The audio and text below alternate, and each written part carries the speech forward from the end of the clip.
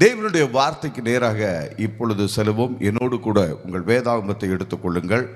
எரேமியா தீர்க்க தரிசன புஸ்தகம் 30வது அதிகாரம் 18, 19 ஆகிய வசனங்கள். கர்த்தர் சொல்லுகிறது என்னவென்றால், இதோ நான் யாக்கோப்புடைய கூடாரங்களின் சிறையிருப்பை திருப்பி அவன் வாசஸ்தலங்களுக்கு இரக்கம் செய்வேன். நகரம் தன் மண் மேட்டின் மேல் கட்டப்பட்டு அரமனை முன்போல் நிலைப்படும். அவைகளிலிருந்து ஸ்தோத்திரமும் ஆடல் பாடலின் சத்தமும் புறப்படும். அவர்களை வர்த்திக்க பண்ணுவேன், அவர்கள் குறுகி போவது இல்லை. அவர்களை மகிமைப்படுத்துவேன், அவர்கள் சிறுமைப்படுவதில்லை என்று ஆண்டவர் சொல்கிறார். ஒரு கைத்தாளத்தை கொடுப்போம் ஆண்டவருக்கு. ஆண்டவர் சொல்லுகிறார், நான் யாக்கோப்புடைய கூடாரங்களின் சிறையிருப்பை திருப்புவேன், அவன் வாசஸ்தலங்களுக்கு இரக்கம் செய்வேன். அவனுடைய வீடு அரண்மனை கட்டப்படும், முன்போல் நிலைப்படும்.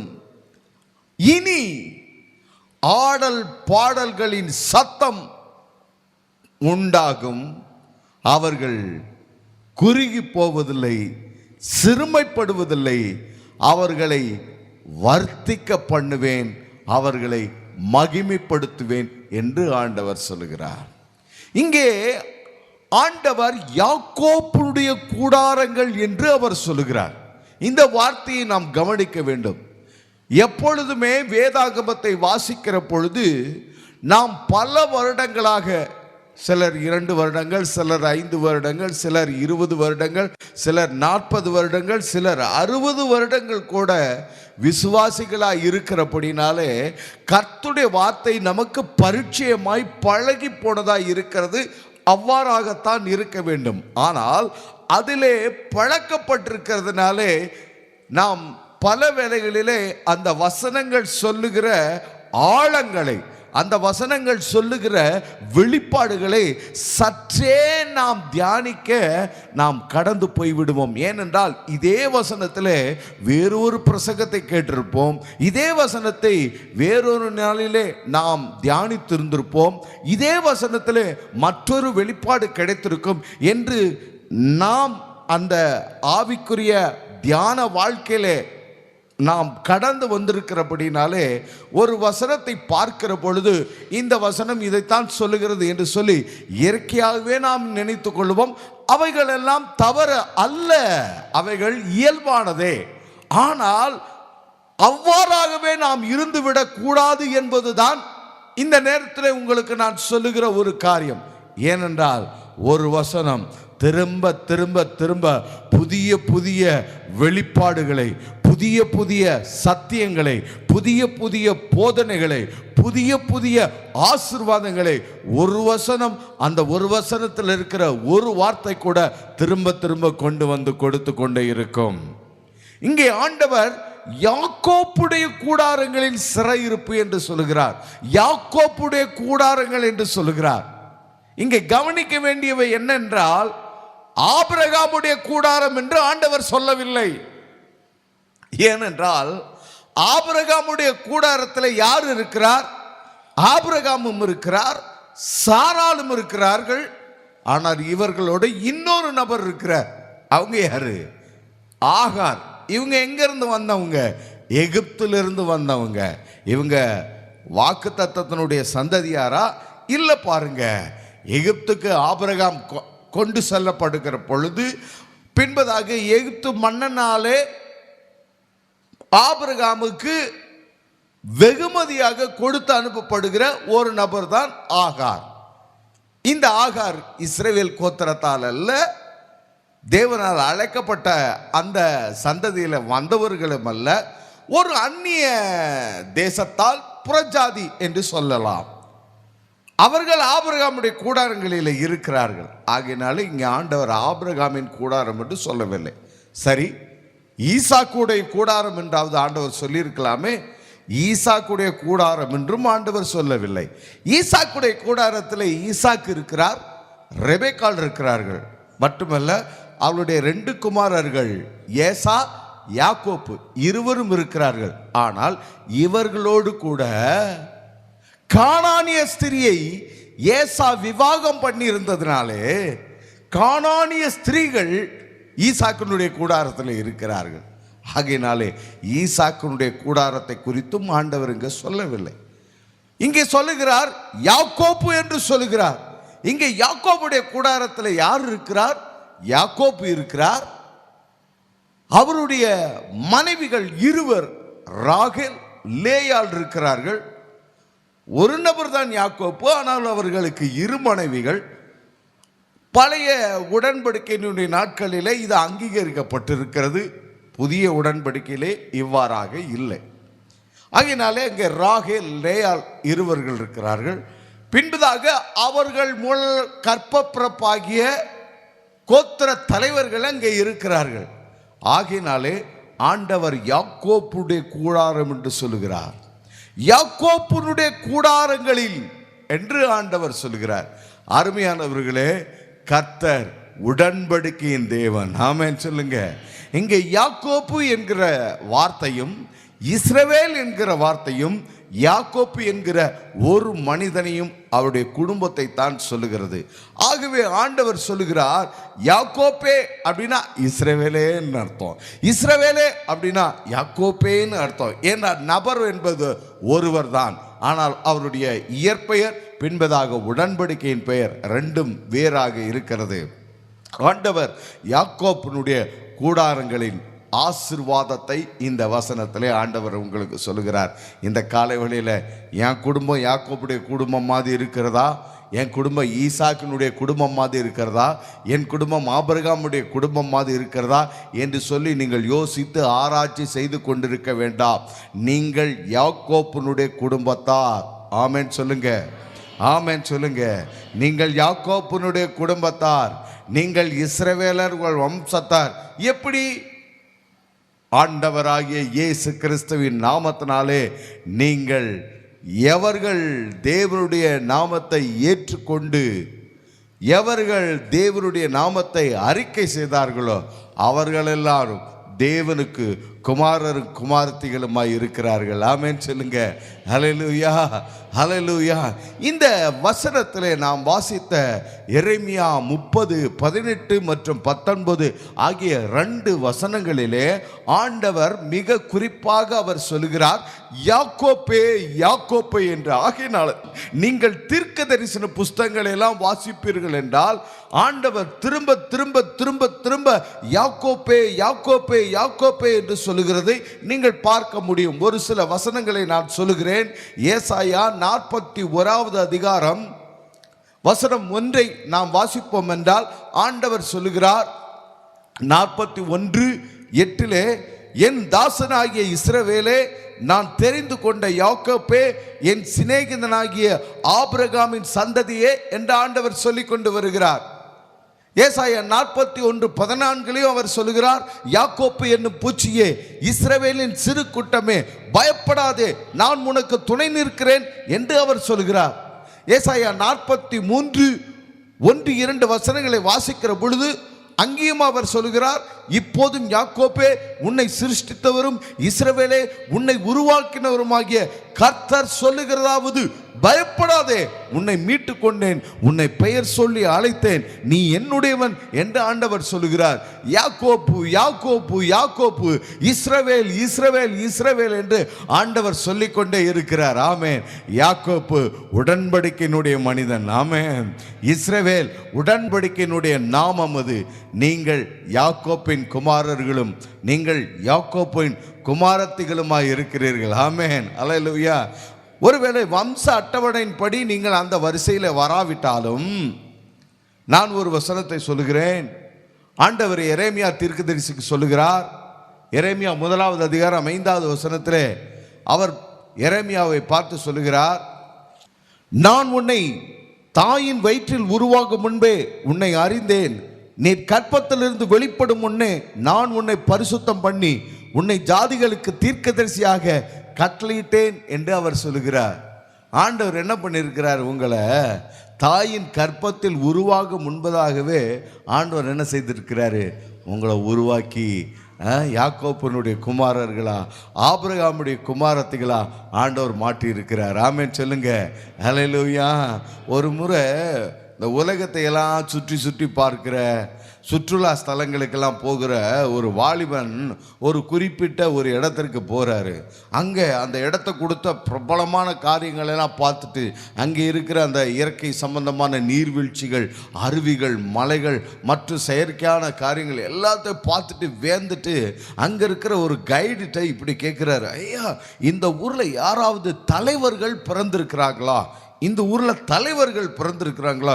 எவ்வளோ அருமையான ஊர், எவ்வளவு இயற்கை வளங்கள், எவ்வளவு பாரம்பரியமான பெருமை வாய்ந்த இந்த நகரம் இது. இந்த நகரத்தில் யாராவது தலைவர்கள் பிறந்திருக்கிறாங்க? ஏன்னா நான் இயற்கை காட்சிகளை பார்த்துட்டு அருவிகள், நீர்வீழ்ச்சிகள், மலைகள், அப்புறம் செயற்கையான காரியங்கள் எல்லாம் எனக்கு வியப்பூட்டுகிறது. இப்படிப்பட்ட ஒரு அருமையான ஒரு இந்த நகரத்தில் யாராவது தலைவர்கள் பிறந்திருக்கிறாங்களா அப்படின்னு அந்த கைடுகிட்ட கேட்டிருக்கிறாங்க. கைட் சொன்னாராம், இந்த ஊரில் அப்படிலாம் யாருமே தலைவர்கள் பிறக்கலைங்க. உடனே இந்த டூரிஸ்டருக்கு என்னாச்சு, ஒரு ஷாக் ஆயிடுச்சு.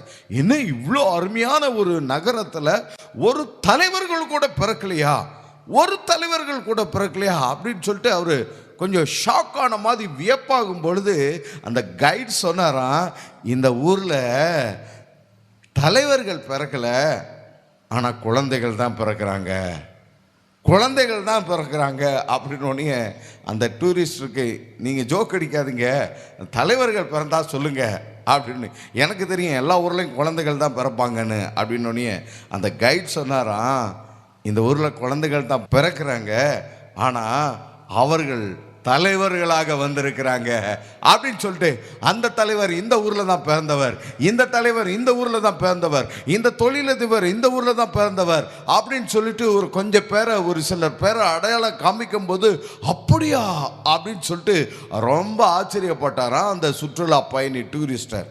நான் உங்களை பார்த்து சொல்லுகிறேன், நீங்கள் தலைவர்களாக பிறந்தீங்களா, குழந்தைகளாக பிறந்தீங்களா? எப்படி பிறந்தீங்க? பிறக்கும்போது குழந்தைகளாக பிறந்தீங்களா, தலைவர்களாக பிறந்தீங்க? நான் சொல்கிறேன் பாருங்க, நீங்கள் குழந்தைகளாக தான் பிறந்தீங்க, ஆனால் பிறக்கும்போது குழந்தைகளாக தான் பிறந்தீங்க, ஆனால் குழந்தைகளாக இருக்கும்படியாக, சாதாரணவர்களாக நீங்கள் இருக்கும்படியாக நீங்கள் பிறக்கலை. கையை உயர்த்தி ஆமேன்னு சொல்லுங்கள். பாஸ்டர் நீங்கள் என்ன சொல்கிறீங்க அப்படின்னு கேட்டால், உங்களுக்காக நான் திரும்ப அந்த வசனத்தை சொல்கிறேன் பாருங்க. ஆண்டவர் உங்களை எப்படி பிறக்க பண்ணியிருக்கிறார். எரேமியா 1:5, நான் முன்னை தாயின் வயிற்றில் உருவாகும் முன்னே உன்னை அறிந்தேன், நீ கற்பத்திலிருந்து வெளிப்படும் முன்னே நான் உன்னை பரிசுத்தம் பண்ணி உன்னை ஜாதிகளுக்கு தீர்க்கதரிசியாக கட்டளையிட்டேன். அல்லேலூயா. நீங்க பிறக்கிறதுக்கு முன்னாடியே ஆண்டவர் உங்களை என்ன பண்ணி இருக்கிறாரு, உங்களை அறிஞ்சு உங்களுக்கு பேரிட்டு உங்களைய ஜாதிகளுக்கு தீர்க்கதரிசியா ஆண்டவர் அபிஷேகம் பண்ணி இருக்கிறார். ஆமென். ஹல்லேலூயா, ஹல்லேலூயா. இன்னொரு வசனம் கூட சொல்றேன் பாருங்க. எபேசியர் 1:4 இப்படி சொல்லுகிறது பாருங்க. தமக்கு முன்பாக நாம் அன்பில் பரிசுத்தம் உள்ளவர்களும் குற்றமில்லாதவர்களுமாய் இருப்பதற்கு அவர் உலக தோற்றத்துக்கு முன்னே கிறிஸ்துவுக்குள் நம்மை தெரிந்து கொண்டபடியே. இந்த வசனம் உங்களுக்கு அண்டர்ஸ்டாண்ட் ஆகுதா? வசனம் என்ன சொல்கிறது? தமக்கு முன்பாக நாம் அன்பில் பரிசுத்தம் உள்ளவர்களும் குற்றம் இல்லாதவர்களுமாய் இருப்பதற்கு அவர் உலக தோற்றத்துக்கு முன்னே கிறிஸ்துவுக்குள் நம்மை தெரிந்து கொண்டபடியே. உலகமே தோன்றுகிறதற்கு முன்னாடியே கிறிஸ்துவுக்குள்ளாக தேவன் உங்களை என்ன செய்திருக்கிறாரு, தெரிந்து கொண்டு உங்களை ஆசீர்வதிச்சிருக்கார். ஆமென். அல்லேலூயா. அப்ப பிறக்கும் போது குழந்தைகளாக தான் பிறந்தீங்க, ஆனா குழந்தைகளாக அல்ல, தீர்க்கதரிசிகளாக, ஆசீர்வதிக்கப்பட்டவர்களாக நீங்கள் ஜெனிப்பிக்கப்பட்டிருக்கிறீர்கள். ஆமென். அல்லேலூயா. உங்களை ஆசீர்வதித்திருக்கிறார். ஆமென் சொல்லுங்க. ஹல்லேலூயா. எத்தனை பேர் இது ஆமென் அப்படின்னு சொல்றீங்க? ஆமா பாஸ்டர், என்னை அபிஷேகிச்சிருக்காரு, என்னை அழைச்சிருக்கிறாரு. ஆமென். ஒருவேளை எனக்கெல்லாம் அப்படி தெரியல, எனக்கெல்லாம் அப்படி உள்ள ஃபீல் இல்லை, எனக்கு அதை என்னால் அக்செப்ட் பண்ண முடியல அப்படின்னு நீங்கள் சொல்லுவீங்கன்னா உங்களை நான் இப்போ ப்ரூவ் பண்ணுறேன். இப்போ நீங்கள் வந்து கர்த்தருடைய ஆலயத்தில் உட்கார்ந்துருக்கிறீங்க பார்த்தீங்களா, இதுதான் அதுக்கான ப்ரூஃப். இதுதான் அதுக்கான ப்ரூஃப். நீங்க வந்தது எந்த வழியா இருந்திருக்கலாம், எந்த காரணமா இருக்கலாம், எந்த சூழ்நிலையில இருந்திருக்கலாம் நீங்க, ஆனா ஆண்டவர் உங்களை இங்க வந்து கொண்டு வந்து வச்சிருக்கிறார் இல்லையா, அதுதான் ஆண்டவர் உங்களை உலக தோற்றத்துக்கு முன்னாடியே தெரிந்து கொண்டதற்கான அடையாளம். ஆமென். ஹல்லேலூயா, ஹல்லேலூயா, ஹல்லேலூயா. ஆண்டவர் சொல்லுகிறார், நான் யாக்கோப்புடைய கூடாரங்களின் சிறையிருப்பை திருப்பி அதன் வாசஸ்தலங்களுக்கு இரக்கம் செய்வேன். நகரம் தன் மண் மேட்டின் மேல் கட்டப்பட்டு அரண்மனை முன்போல் நிலைப்படும் என்று சொல்கிறார். இந்த கால வேளையிலே இந்த தேவனுடைய வார்த்தையை நீங்கள் நன்றாக புரிந்து கொள்வதற்காக மிக சுருக்கமாக தெளிவாக நான் 4 குறிப்புகளை உங்களுக்கு கொண்டு வருகிறேன். முதலாவது ஒரு குறிப்புக்கு தலைப்பு சொல்லுகிறேன், கர்த்தர் உங்கள் சிறையிருப்பை திருப்புவார். ஒரு கரம் தட்டுங்க ஆண்டவருக்கு. ஆண்டவருக்கு உற்சாகமா கரங்களை தட்டுங்க. கர்த்தர் உங்கள் சிறையிருப்பை திருப்புவார். ஆண்டவர் சொல்லுகிறார், நான் யாக்கோப்புடைய கூடாரங்களின் சிறையிருப்பை திருப்புவேன் என்று. எரேமியா 30:1 ஆண்டவர் சொல்லுகிறார், இதோ நாட்கள் வரும் என்று கர்த்தர் சொல்லுகிறார், அப்பொழுது நான் இஸ்ரவேலும் யூதாவும் ஆகிய என் ஜனத்தினுடைய சிறையிருப்பை திருப்பி நான் அவர்கள் பிதாக்களுக்கு கொடுத்த தேசத்திற்கு அவர்களை திரும்பி வர பண்ணுவேன், அதை அவர்கள் சுதந்தரித்துக் கொள்ளுவார்கள் என்று. ஆமென். முதலாவது, ஆண்டவர் உங்களை உங்களை உங்களை திரும்பவும் கொண்டு வருவார். உங்கள் சிறையிருப்பை ஆண்டவர் திருப்புவார். கரம் உயர்த்தி சொல்லுங்க, என் சிறையிருப்பை ஆண்டவர் திருப்புவார். என் சிறையிருப்பை கர்த்தர் திருப்புவார். சகோதரனே சகோதரியே, கர்த்தர் சொல்லுகிறார், நான் யூதாவின் இஸ்ரவேலின் சிறையிருப்பை நான் திருப்புவேன் என்று சொல்கிறார். சரி, இங்கே எழுத்தின்படியா நடந்த சம்பவத்தை நான் உங்களுக்கு நினைப்பூட்டுகிறேன். எரேமியா தீர்க்கதரிசியுடைய நாட்களிலே எரேமியா தீர்க்கதரிசியின் மூலமாகவே ஆண்டவர் இந்த வசனத்தை சொல்லுகிறார், தீர்க்க தரிசனத்தை சொல்லுகிறார். அங்கே என்ன நடந்திருக்கிறது? இஸ்ரவேல் ஜனங்களை பாபிலோன் ராஜா சிறைப்பிடித்து போய்விட்டான். அவன் 2வது முறை வந்து இஸ்ரவேலை சிறைப்பிடித்து இந்த எருசலேம் பட்டணத்தை தரைமட்டமாக்கிவிட்டு, அரண்மனையையும் தரைமட்டமாக்கிவிட்டு அனைவரையும் சிறைப்பிடித்து பாபிலோனுக்கு கொண்டு போய்விட்டான். எருசலேமில கொஞ்சம் பேரை விட்டுட்டு போயிட்டான். அந்த கொஞ்சம் பேர் யாருன்னா, ஒன்றுக்கு பிரயோஜனம் இல்லாதவர்கள், மிக வயதானவர்கள், எதற்கும் பிரயோஜனப்படாதவர்கள், ஒன்றுக்கும் உதவாதவர்கள், அவர்களெல்லாம் விட்டுட்டு மற்ற எல்லாரையும் பாபிலோனுக்கு சிறைப்பிடிச்சிட்டு போயிட்டான். இப்ப பாபிலோன்ல இவங்க எல்லாருமே இருக்கிறாங்க. தீர்க்கதரிசி எரேமியாவை எருசலேமிலே விட்டுட்டு போயிட்டாரு. பாபிலோன்ல எசேக்கியேல் தீர்க்கதரிசி இருக்கிறார். எரேமியாவோடு கூட ஆண்டவர் பேசுறாரு. என்ன பேசுறாரு? ஆண்டவர் சொல்றாரு, இந்த பூமியை, இந்த எருசலேமை, இத ஆசீர்வாதமா என் ஜனத்துக்கு நான் கொடுத்திருந்தேன். என் ஜனத்துக்கு நான் இதை கொடுத்திருந்தேன். ஆபிரகாம் என்கிற ஒரு தனி மனிதனை அழைத்து இந்த தேசத்தை காண்பித்து அவனை இந்த தேசத்தில் கொண்டு வந்து வைத்து ஆசீர்வதித்து சந்ததிகளை, கோத்திரங்களை உருவாக்கி வைத்திருந்தேன். ஆனா நேபுகாத் நேச்சார் பாபிலோன் வந்து சிறைப்பிடித்துட்டு போயிட்டாங்க. ஆனா இந்த பூமி, இந்த பட்டணம் என் ஜனங்களுக்கு தான், நான் அவங்கள திரும்பவும் கொண்டு வருவேன் என்று ஆண்டவர் சொல்கிறார். இந்த பாபிலோனுடைய சிறையிருப்பை நான் திருப்புவேன். ராஜா மன்னன் நேபுகாத் நேச்சார் போட்ட அந்த சிறையிருப்பின் நுகத்தடிகளை முறிப்பேன் என்று சொல்கிறார். இஸ்ரவேல் ஜனங்களுக்கு 2 சிறையிருப்பு வந்துச்சு. ஒன்று எகிப்தினுடைய சிறையிருப்பு, அதை அடிமைத்தனம் என்று வேதாகம் சொல்லுகிறது. மற்றொன்று பாபிலோனுடைய சிறையிருப்பு. இந்த எகிப்து சிறையிருப்பும் பாபிலோனுடைய சிறையிருப்புக்கும் சில வித்தியாசங்கள் இருக்கிறது. எகிப்தினுடைய சிறையிருப்புல இஸ்ரவேல் தேவனை ஆராதிக்க முடியாது, கூடாது. என்ன மோசையும் ஆரோனும் போய் கேட்கிறாங்க, என் ஜனங்கள் என்னை ஆராதிக்கும்படி அவர்களை அனுப்பிவிடு என்று சொல்லி கர்த்தர் சொல்லுகிறார். பார்வன் சொல்லிட்டான், நோ, முடியாது அப்படின்ட்டான். கடைசி எவ்வளவோ போராட்டத்துக்கு அப்புறம் சரி நீங்க வேணா போங்க, ஆனா ஆடு மாடுகள்லாம் வேண்டான்ட்டான். ஆடு மாடுகள் இல்லாம எப்படி ஆராதிக்கிறது? பழைய ஏற்பாடு நாட்கள்ல பலி செலுத்துறது தான் ஆராதனை.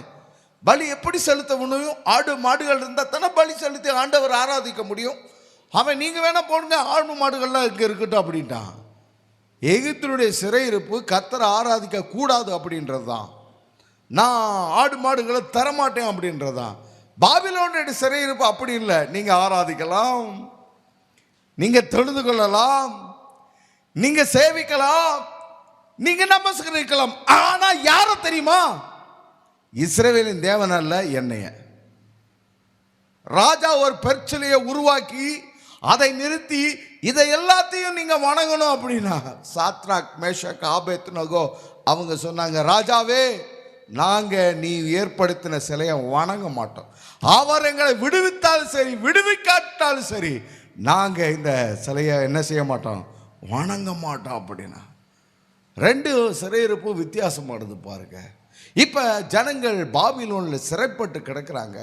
ஆண்டவர் சொல்றாரு, என் ஜனங்கள் எகிப்திலே சிறையிருப்பில் இருந்த பொழுது அவர்களை எப்படி நான் அவர்களை விடுதலையாக்கினோ, வாக்குத்தத்தம் பண்ணப்பட்ட இந்த கானானுக்கு எருசலேமுக்கு கொண்டு வந்தனோ, அதே போல பாபிலோனில் சிறைப்பட்டிருக்கிற என் ஜனத்தை நான் அவருடைய சிறையிருப்பை நான் திருப்புவேன், அவர்களை கொண்டு வருவேன் என்று ஆண்டவர் சொன்னார்.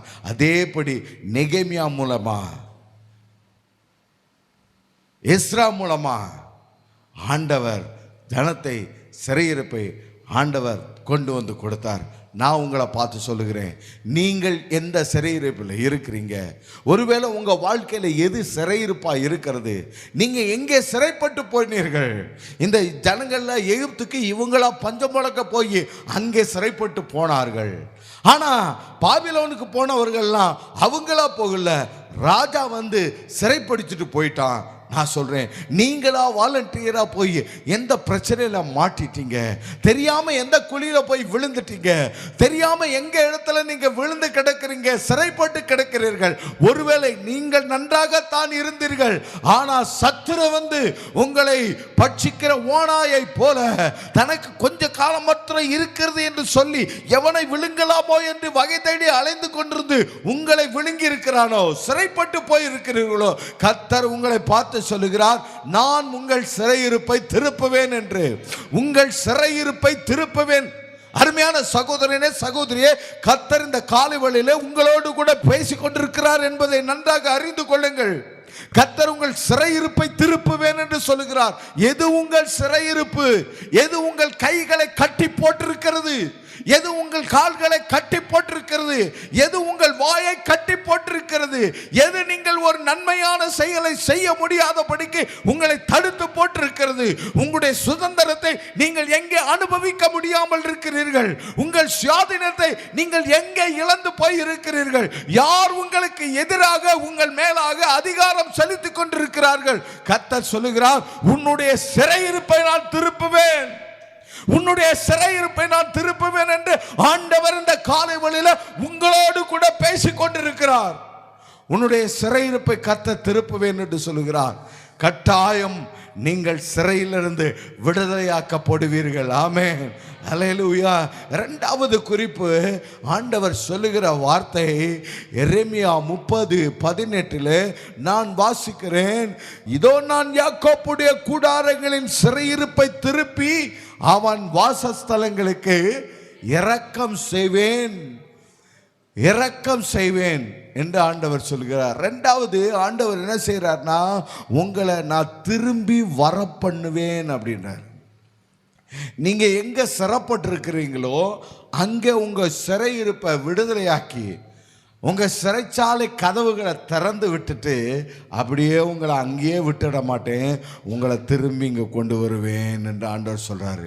ஆமே, நீங்க குழியில எங்க விழுந்திருக்கிறீங்களோ அந்த குழியிலிருந்து உங்களை தூக்கி விட்டுட்டு அப்படியே நான் வந்துட மாட்டேன், திரும்பவும் உன்னை கூட்டிட்டு வருவேன்றாரு. அல்லேலூயா, அல்லேலூயா. திரும்பவும் அழைத்து கொண்டு வருவேன் என்று ஆண்டவர் சொல்லுகிறார். நான் சொல்றேன், உங்களை பார்த்து கர்த்தர் அப்படி உங்களை திரும்பவும் அழைச்சிட்டு வருவார். ஆசீர்வாதத்தை விட்டு நீங்க தூரமா போயிருந்தாலும், அருமையான சகோதரனே சகோதரியே, ஆசீர்வாதத்தை விட்டு கர்த்தருடைய உடன்படிக்கை விட்டு கர்த்தர் உன்னை கொண்டு வந்து வைத்த நிறுத்தின ஸ்தானத்தை விட்டு நீ எவ்வளவு தூரம் போயிருந்தாலும், நீ எவ்வளவு தூரத்தில் உட்கார்ந்து கொண்டிருந்தாலும் ஆண்டவர் உனக்கு சொல்லுகிறார், உன்னை நான் திரும்பி வர பண்ணுவேன் அப்படின்றார். உன்னை நான் திரும்பி வர பண்ணுவேன் என்று ஆண்டவர் சொல்றார்.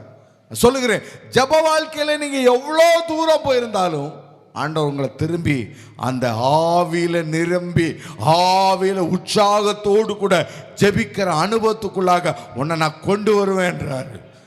ஊழியத்தை விட்டு நீ எவ்வளவு தூரம் போயிருந்தாலும், ஒரு காலத்தில் ஊழியம் செஞ்சேன், ஒரு காலத்தில் ஆண்டவருக்கு நான் ஊழியம் செஞ்சேன், சபைக்கு நான் ரொம்ப சப்போர்ட்டிவா இருந்தேன், பாஸ்டர்ஸுக்கு தோள் கொடுத்திருந்தேன், இப்ப எனக்கு அது முடியல, எனக்கு இயல்ல, ஏன்னா இப்படிலாம் எனக்கு சிரமம் இருக்குது, இப்படிலாம் எனக்கு கஷ்டம் இருக்கிறது, நான் விரும்புகிறேன் ஆனா செய்ய முடியல, இப்படி சூழ்நிலையில் இருக்கிற ஆண்டவர் உங்களை பார்த்து சொல்லுகிறாரு, நான் உன்னை திரும்பவும் கொண்டு வருவேன் என்று சொல்லுகிறார். திரும்பவும் கொண்டு வருவேன் என்று சொல்லுகிறார். எழுத்தின்படியாக இந்த வார்த்தையை பாபிலோன்ல சிறைப்பட்டிருக்கிற இஸ்ரவேல் ஜனங்களுக்கு சொல்லுகிறார். ஆனா வாய்ப்பே இல்லை, இந்த ஜனங்கள் பாபிலோன்ல இருந்து வர்றதுக்கு வாய்ப்பே இல்லை. ஆனால் தேவன் மிக பெரியவர், ராஜாக்களை தள்ளி ராஜாக்களை ஏற்படுத்துகிற ஆண்டவர். ஆமென், ஹல்லேலூயா, ஹல்லேலூயா.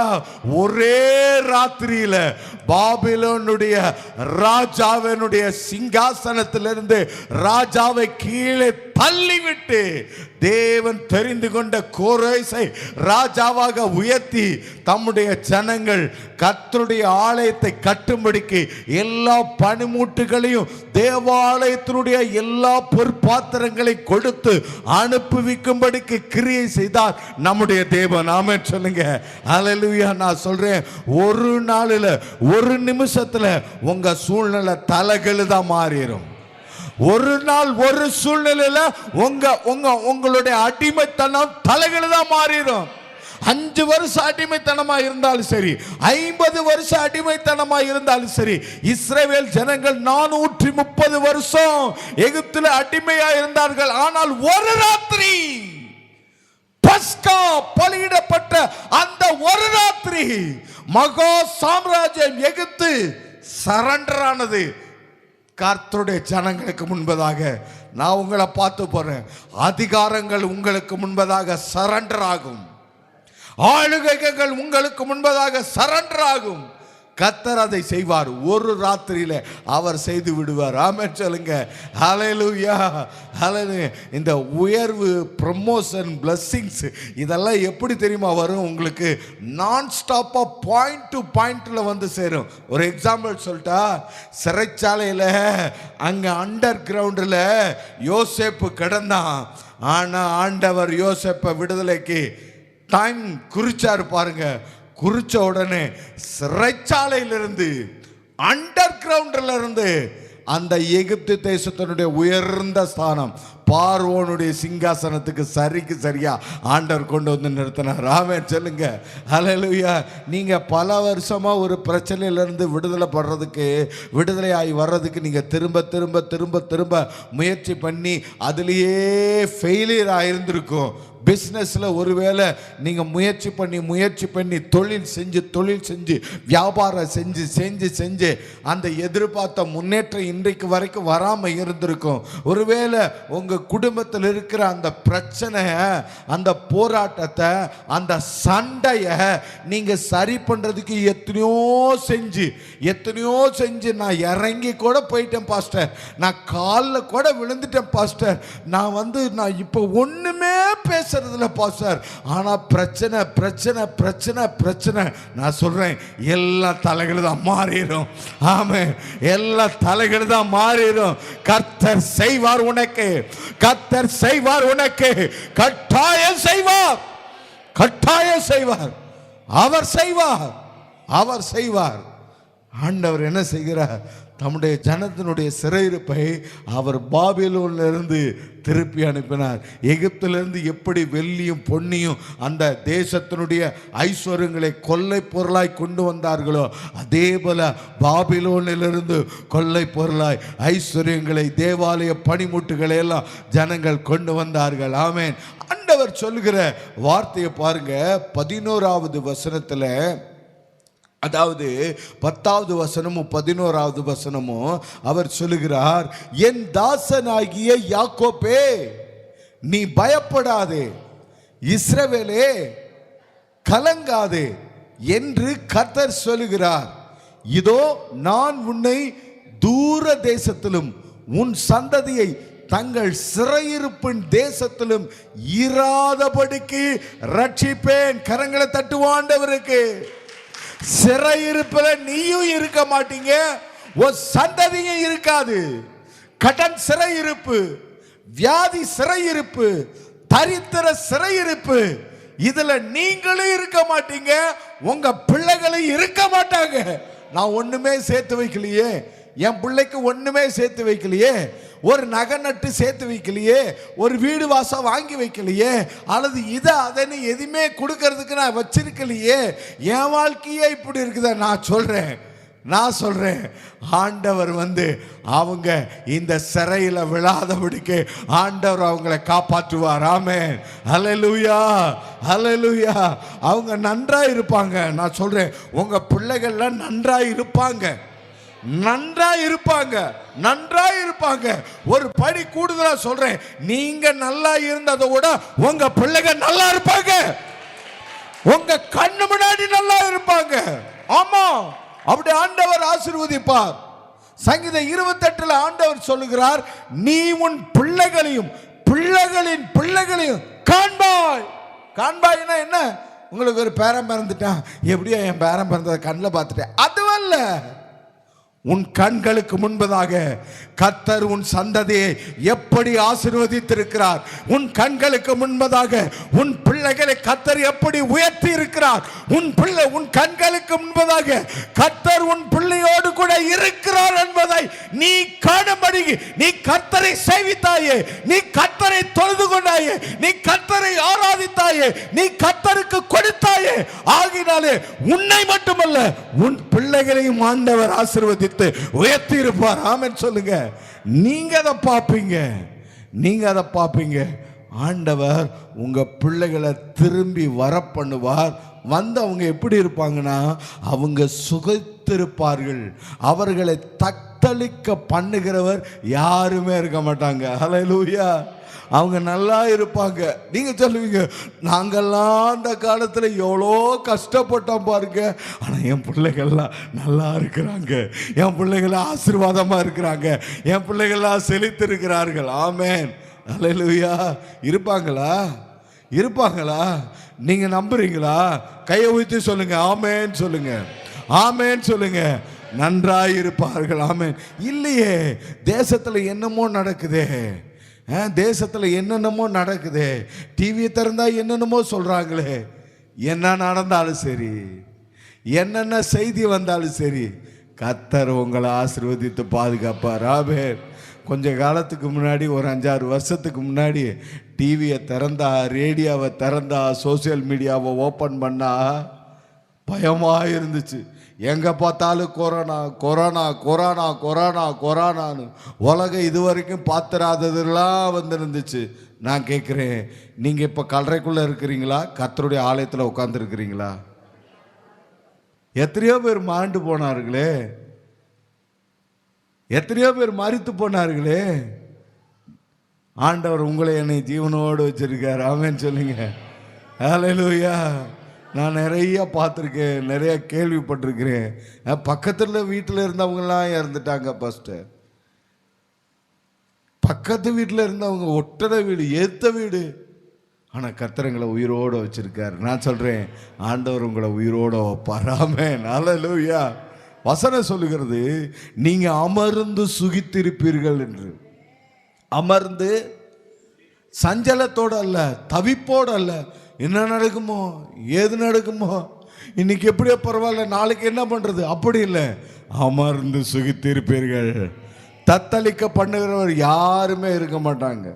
அடுத்த வார்த்தை சொல்லுகிறது, உன்னை ரட்சிப்பதற்காக நான் உன்னோடு கூட இருக்கிறேன் என்று. எரேமியா 30:11. உன்னை ரட்சிப்பதற்காக நான் உன்னோடு கூட இருக்கிறேன். இந்த நான் உன்னோடு கூட இருக்கிறேன் அப்படின்ற வார்த்தை நமக்கு ரொம்ப பழகி போன வார்த்தை, பரிச்சயமான வார்த்தை, திரும்ப திரும்ப திரும்ப நாம கேட்ட வார்த்தை. ஆனா சில உதாரணங்களை சொல்ற பாருங்க. கர்த்தர் கூட இருக்கிறார்னா என்ன தெரியுங்களா அப்படின்றத சொல்றேன். கர்த்தர் கூட இருந்தார்னா அது எப்படி தெரியுங்களா அப்படின்றதுக்கு சில உதாரணம் சொல்றேன் பாருங்க. யோசுவா பார்த்து ஆண்டவர் சொன்னார், யோசுவா 1:5 ஆண்டவர் சொன்னார், யோசுவா நீ உயிரோடு இருக்கிற நாளெல்லாம் ஒருவனு உனக்கு முன்பதாக எதிர்த்து நிற்பது இல்லை. நான் மோசையோடு இருந்தது போல உன்னோடு கூட இருக்கிறேன். நான் உன்னை விட்டு விலகுவதும் இல்லை, உன்னை கைவிடுவதும் இல்லை என்று ஆண்டவர் யோசுவா பார்த்து சொன்னார். வசனம் நல்லா தெரியும், ஆனா அதுல இருக்கிறது என்ன தெரியுங்களா? ஆண்டவர் யோசுவா பார்த்து சொல்றார், யோசுவா நான் உன் கூட இருக்கிறேன், உன்னை விட்டு விலக மாட்டேன், உன்னை கைவிட மாட்டேன், நான் உன் கூட இருக்கிறேன்ட்டார்.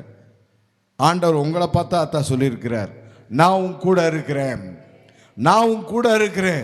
இன்னும் ஆண்டவர் யோசுவாட்ட சொன்னதை விட இன்னும் அதிகமா என்லார்ஜ் பண்ணி சொல்றாரு, நான் உன் கூட இருக்கிறேன். நீ தண்ணீர்களை கடக்கும் பொழுதும் நான் உன் கூட இருக்கிறேன், நீ ஆறுகளை கடக்கும் போதும் நான் உன் கூட இருக்கிறேன், நீ அக்கினியில நடக்கும் போதும் நான் உன் கூட இருக்கிறேன், நீ சிங்க கவியில கடக்கும் போதும் நான் உன் கூட இருக்கிறேன், நீ அக்கினி சூளையில கடக்கும் போதும் நான் உன் கூட இருக்கிறேன், நீ சிறைச்சாலையில கடக்கும் போதும் நான் உன் கூட இருக்கிறேன். ஹல்லேலூயா. கர்த்தர் கூட இருக்கிறார். யோசுவாவோடு கூட கர்த்தர் இருக்கிறேன் அப்படின்னு சொன்னதுனால ஒருத்தனும் யோசுவாவை ஜெயிக்க முடியல. யோசுவா பல யுத்தங்களை செஞ்ச மனிதன், யுத்த வீரன், ராணுவ தளபதி.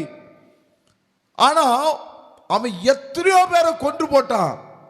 ஒரு ஆள் கூட அவனை டச் பண்ணவே முடியல, அவனை கொலை பண்ணவே முடியல, கொண்டு போடவே முடியல. எத்தனை யுத்தம் பாருங்க. ஏன்னா கர்த்தர் யோசுவாவோட இருந்தார். யோசுவா சாகல, ஹல்லேலூயா. யுத்தத்துல பட்டயத்துல மாண்டு போகல, கர்த்தர் யோசுவாவோட கூட இருந்தார். நான் சொல்றேன், உங்க கூடயும் கர்த்தர் இருக்கிறார், உங்க குடும்பத்துல உங்க கூட இருக்கிறார், உங்க குடும்பத்துல உங்க கூட இருக்கிறாருங்க. நீங்க தொழில் செய்றீங்களா, வேலை செய்றீங்களா, உங்க ஆபீஸ்ல நான் ஒருத்தன் தான், எல்லாரும் என்னைய இப்படி ட்ரீட் பண்றாங்க. நான் சொல்றேன், கர்த்தர் உங்க கூட இருக்கிறார், கர்த்தர் உங்க கூட இருக்கிறார். எல்லா சூழ்நிலையும் அவர் மாற்றுவார், மாற்றுவார், மாற்றுவார். சங்கீதம் 91 நமக்கு பரிச்சயமான இன்னொரு பகுதி. சங்கீதம் 91:7 ஆண்டவர் இப்படி சொல்றார். என்ன சொல்றார் பாருங்க, உன் பக்கத்தில் 1000 பேரும் உன் வலது புறத்தில் 10,000 பேரும் எங்க வந்து விழுந்து கிடக்கிறதுக்காக வர்றாங்க, விழுந்து கிடக்கிறதுக்காக வந்தாங்க. உன் பக்கத்தில் 1000 பேரும் உன் வலது புறத்தில் 10,000 பேரும் விழுந்தாலும், வசனமே ஸ்டார்ட் பண்ணும்போது என்ன சொல்லுகிறது, விழுந்தாலும். நான் என்ன சொல்றேன்னா, ஏன் விழுந்து போறான்னா, கர்த்தர் ஒருத்தர் உங்க பக்கத்துல இருக்காரு. உங்க பக்கத்துல யார் இருக்கிற? கர்த்தர் இருக்கிறார். கர்த்தர் இருக்கிறதுனால உங்களை தாக்கலாம், உங்களை அழிக்கலாம், உங்களை முடிச்சு கட்டிடலாம், உங்க காலை வாரி விட்டுறலாம், உங்க பேருக்கு களங்கத்தை ஏற்படுத்திடலாம், உங்க குடும்பத்தை நாசம் பண்ணிடலாம். அப்படின்னு அவங்க எல்லாம் இப்ப கீழே விழுந்து கிடக்குறாங்க. ஹல்லேலூயா. 1000 பேரும் 10,000 பேர், மொத்தம் 11,000 பேர் கீழே விழுந்து கிடக்குறாங்க. ஹல்லேலூயா. ஏன்னா கர்த்தர் உங்க பக்கத்துல இருக்கிறார். ஆமென் சொல்லுங்க. ஹல்லேலூயா. ஒன்று உங்களை அணுகாது. ஆமென். ஹல்லேலூயா. எதை குறித்தும் பயப்படாதீர்கள், எதை குறித்தும் கவலைப்படாதீர்கள், கர்த்தர் உங்களோடு கூட அவர் இருக்கிறார். சரி, மூன்றாவது, நீங்கள் திரும்ப கட்டப்படுவீர்கள். மூன்றாவது, நீங்க என்ன செய்வீங்க? திரும்ப கட்டப்படுவீர்கள். ஒரு வசனத்தை வாசிக்கலாமா? எரேமியா 30:18 ஆண்டவர் என்ன சொல்றாரு பின்பகுதியில்? அவன் வாசஸ்தலங்களுக்கு இரக்கம் செய்வேன். நகரம் தன் மேட்டின் மேல் மண் மேட்டின் மேல் கட்டப்பட்டு அரமனை முன்போல் நிலைப்படும். ஆண்டவர் இங்க என்ன சொல்றாருன்னா, நான் இரக்கம் செய்வேன், ஆகினால நகரம் தன் மண்மேட்டின் மேல் கட்டப்படும், அப்புறம் அரண்மனையும் முன்போல் நிலைப்படும்ன்றார். நகரம் அப்படின்றது வீடுகள், குடும்பங்கள், வாழ்விடங்கள், இதெல்லாம் என்ன செய்யுமா, திரும்பவும் கட்டப்படும் அப்படின்னா, திரும்பவும் கட்டப்படும், திரும்பவும் கட்டப்படும் அப்படின்றார். சத்துரு எதெல்லாம் இடிச்சு போட்டானோ, சத்துரு எதெல்லாம் அழிச்சு போட்டானோ, சத்துரு எதெல்லாம் நாசம் பண்ணி போட்டானோ, அதை பார்த்து ஆண்டவர் சொல்றாரு, இது திரும்பவும் கட்டப்படும்ன்றார். இது திரும்பவும் கட்டப்படும். எழுத்தின்படி எருசலேம் நகரம் பாலும் தேனும் ஓடுகிற கானான் தேசம் என்று அழைக்கப்படுகிறது. அதில் நடாத நாற்று, தோண்டாத துறவு, கட்டாத வீடுகள், இன்னும் ஏராளமான நன்மைகளை ஆண்டவர் மோசையின் மூலமா சொல்லியிருக்கார். இப்படி இருந்த எருசலேம் மகாராஜாவின் நகரம், கர்த்தருடைய ஆலயம் இருக்கிற தாவீது, சாலமோன் இவர்களெல்லாம் 40 வருஷம் அரசாட்சி செய்த அவ்வளவு த குளோரியஸ் சிட்டி எருசலேம், பாபிலோன் வந்து எல்லாத்தையும் தரமாட்டாமாக்கி தீக்கிரையாக்கி போயிட்டான். எல்லாத்தையும் அழிச்சிட்டான். வீடுகளை, நகரத்தை அழிச்சாச்சு, அரண்மனையை அழிச்சாச்சு, தேவாலயத்தை இடிச்சாச்சு. ஆண்டவர் சொல்றாரு, மண்மேடா கிடக்கிறது இல்லையா, நகரம் மண்மேடா. வசனத்தை சொல்லுகிறது பாருங்க, நகரம் மண்மேட்டின் மேல் எல்லாம் இடிஞ்சு இப்ப என்னாச்சு, மண்மேடாயிடுச்சு, மண்மேடாயிடுச்சு. சிலர் சொல்றோம் இல்லையா, எல்லாம் மண்ணா போச்சுங்க.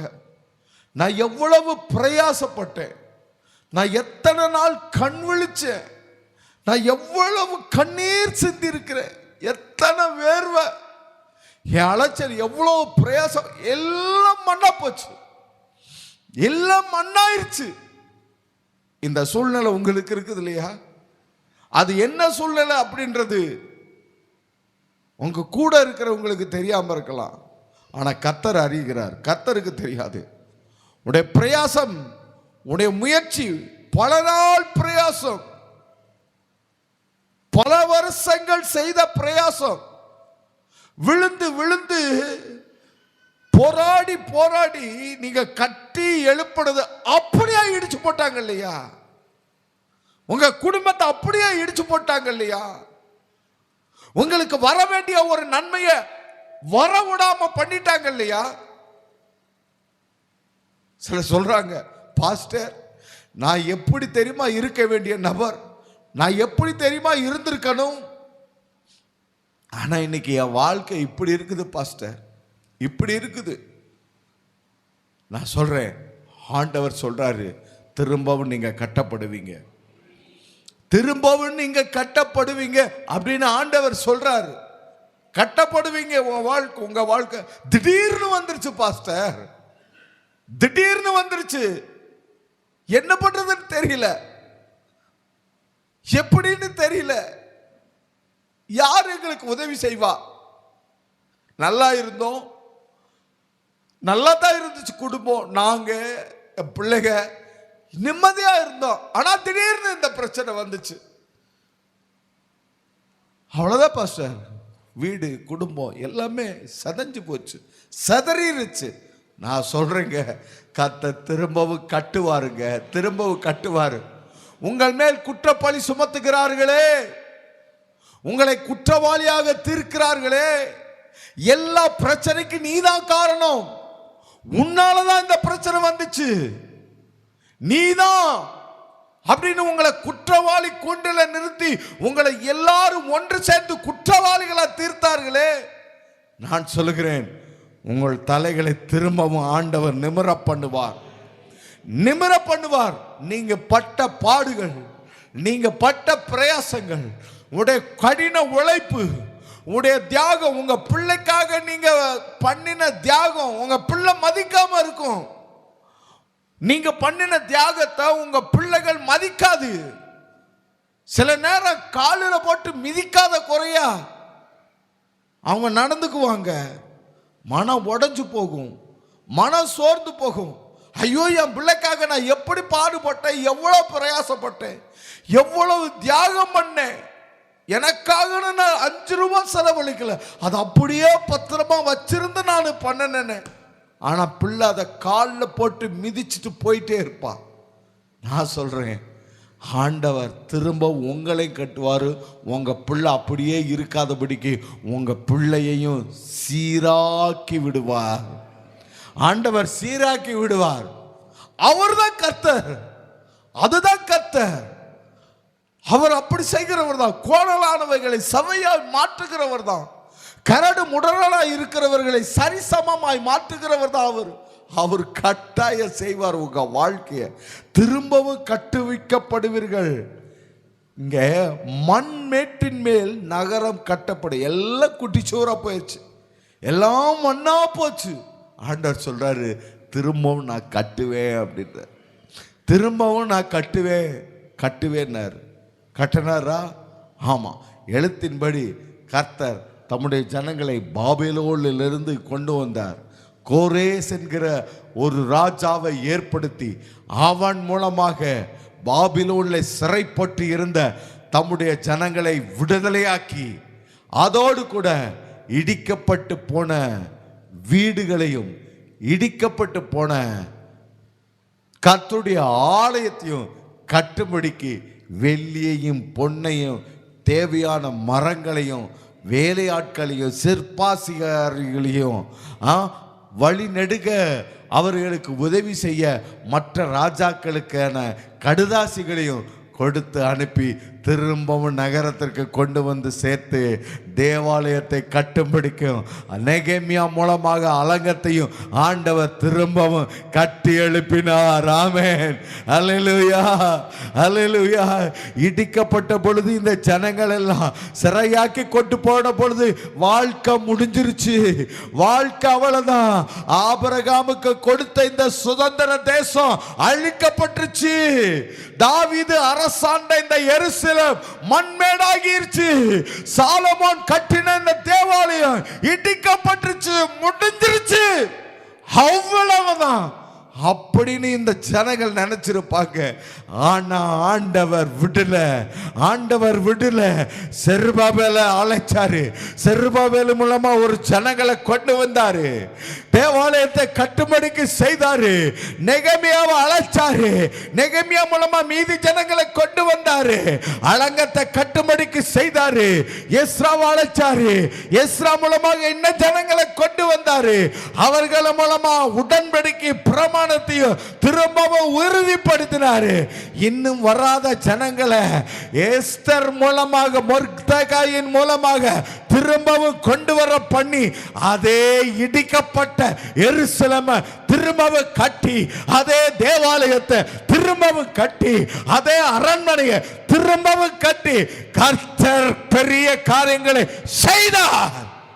நான் சொல்றேன், உங்களுக்கு அப்படி செய்வார், உங்களுக்கு அப்படி செய்வார். பணத்தில் நீங்க எவ்வளவு நஷ்டப்பட்டு போயிருந்தாலும் சிலர் உங்களை ஏமாத்தி இருப்பாங்க. உங்க பணத்தை வாங்கிட்டு உங்களுக்கு திருப்பி கொடுக்காம இருப்பாங்க. உங்க பணத்தை வாங்கிட்டு உங்களுக்கு திருப்பி கொடுக்காம அதுக்கு பல காரணங்களை சொல்லுவாங்க, நியாயமா சொல்லுவாங்க. அது அவங்களுடைய சுதந்திரம் போல, அது அவங்களுடைய உரிமை போல சொல்லுவார்கள். கர்த்தர் உங்களுக்காக வைராக்கியமாய் யுத்தம் பண்ணுவார். உங்களுடையதை உங்கள்கிட்ட கொண்டு வந்து சேர்ப்பார். நீங்க நஷ்டப்பட்டத, உங்க பாகத்தை உங்களுக்கு ஆண்டவர் திருப்பி தருவாரு. ஆமா, தருவாரு. அவர் செய்வார், அவர் செய்வார். ஆமென் சொல்லுங்க. கடைசியில் என்ன தெரியுமா நடக்கும்? என்ன தெரியுங்களா நடக்கும்? நான் வாசிக்கிற 19வது வசனம், அவைகளிலிருந்து ஸ்தோத்திரமும் ஆடல் பாடலின் சத்தமும் புறப்படும், அவர்களை வர்த்திக்க பண்ணுவேன், அவர்கள் குறுகி போவதில்லை, அவர்களை மகிமைப்படுத்துவேன், அவர்கள் சிறுமை படுவதில்லை என்று ஆண்டவர் சொல்றாரு. ஆமென் சொல்லுங்க. அல்லேலூயா. உங்களை நான் வர்த்திக்க பண்ணுவேன். உங்களை நான் பெருக பண்ணுவேன், நீங்க குறுகி போக மாட்டீங்க, நீங்க சிரமப்பட்டு போக மாட்டீங்க அப்படின்னு ஆண்டவர் சொல்றாரு. ஹல்லேலூயா, ஹல்லேலூயா. இங்கே இன்னொரு வார்த்தையை நான் அண்டர்லைன் பண்ணி காமிக்கிறேன் பாருங்க.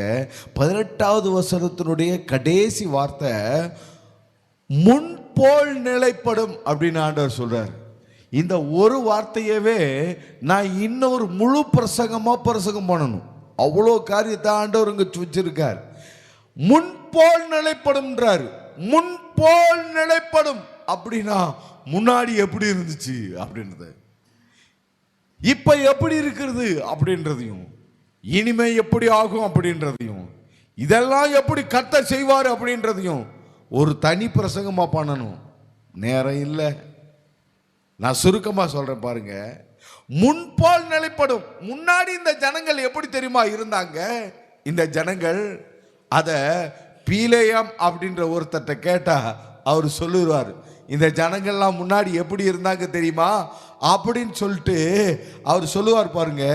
என்னாகமம் 24வது அதிகாரத்தில் அவர் சொல்றாரு, பீலேயாம் சொல்றாரு, இந்த ஜனங்கள்லாம் முன்னாடி எப்படி இருந்தாங்க அப்படின்றத நம்ம அந்த வசனத்தை வாசிச்சோம்னா, வசனத்தை மட்டும் வாசிக்கலாம். 5வது வசனத்துல இருந்து 24:5, யாக்கோபே உன் கூடாரங்களும் இஸ்ரவேலே உன் வாசஸ்தலங்களும் எவ்வளவு அழகானவைகள், அவைகள் பரவி போகிற ஆறுகளைப் போலவும் நதி ஓரத்தில் உள்ள தோட்டங்களைப் போலவும் கர்த்தர் நாட்டின சந்தன மரங்களைப் போலவும் தண்ணீர் அருகே உள்ள கேதுரு விருட்சங்களைப் போலவும் இருக்கிறது. அவர்களுடைய நீர்ச்சால்களிலிருந்து தண்ணீர் பாயும், அவர்கள் வித்து திரளான தண்ணீரில் பரவும், அவர்களுடைய ராஜா ஆகை பார்க்கிலும் உயர்வான், அவர்கள் ராஜ்யம் மேன்மையடையும். தேவன் அவர்களை எகிப்திலிருந்து புறப்பட பண்ணினார், காண்டாமிருகத்துக்கு ஒத்த பலன் அவர்களுக்கு உண்டு. அவர்கள் தங்கள் சத்துருக்களாகிய ஜாதிகளை பட்சித்து அவர்கள் எலும்புகளை நொறுக்கி அவர்களை தங்கள் அம்புகளாலே எய்வார்கள். சிங்கம் போலவும் துஷ்ட சிங்கம் போலவும் மடங்க படுத்து கொண்டிருக்கிறார்கள். அவர்களை எழுப்புகிறவர்கள் யார்? உங்களை ஆசீர்வதிக்கிறவர்கள் ஆசீர்வதிக்கப்பட்டவர்கள், உங்களை சபிக்கிறவர்கள் சபிக்கப்பட்டவர்கள் அப்படின்னு ஆண்டவர் சொல்றாரு. ஹல்லேலூயா, ஹல்லேலூயா. இப்படி ஆசீர்வதிக்கப்பட்டிருந்த ஜனங்கள், இப்படி ஆசீர்வதிக்கப்பட்டிருந்த ஜனங்கள், இவங்களை திரும்பவும் அதே மாதிரி ஆசீர்வதிப்பேன்றாரு. திரும்பவும் அதே மாதிரி ஆசீர்வதிப்பேன். அதைத்தான் முன்போல் நிலைப்படும். முன்போல் நிலைப்படும். அப்ப என்ன செய்வேன் ஆண்டவர் சொல்றார் தெரியுங்களா? இதை எரேமியா 31வது அதிகாரத்தில் 11வது வசனத்தில் அவர் சொல்றார் பாருங்க. இவங்களை நான் திரும்பவும் எப்படி செய்ய போறேன் அப்படின்ட்டு. கர்த்தர் யாக்கோப்பை மீட்டு, இதை ஆண்டவர் உங்களுக்கு தான் சொல்றாரு, இதை ஆண்டவர் உங்களுக்கு தான் சொல்றாரு. கர்த்தர் யாக்கோப்பை மீட்டு, அதாவது உங்களை மீட்டு, உங்களிலும் பலத்தவனுடைய கைக்கு உங்களை நீங்களாக்கி விடுகிறார். நீங்கள் வந்து சீயோனின் உச்சியிலே கெம்பிரித்து கர்த்தர் அருளும் கோதுமை, திராட்சரசம், எண்ணெய், ஆட்டுக்குட்டிகள், கன்றுக்குட்டிகள் என்பவைகளாகிய இந்த நன்மைகளுக்காக ஆண்டவரிடத்தில் சபைக்கு நீங்க ஓடி வருவீர்கள். ஆண்டவர் சொல்றாரு, உங்களுடைய ஆத்துமா நீர்ப்பாய்ச்சலான தோட்டம் போல் இருக்கும். நீங்கள் இனி தோய்ந்து போவதில்லை. உங்கள் கன்னிகைகளும் வாலிபர்களும் முதியோரும் கூட ஆனந்த களிப்பாய் மகிழுவார்கள்.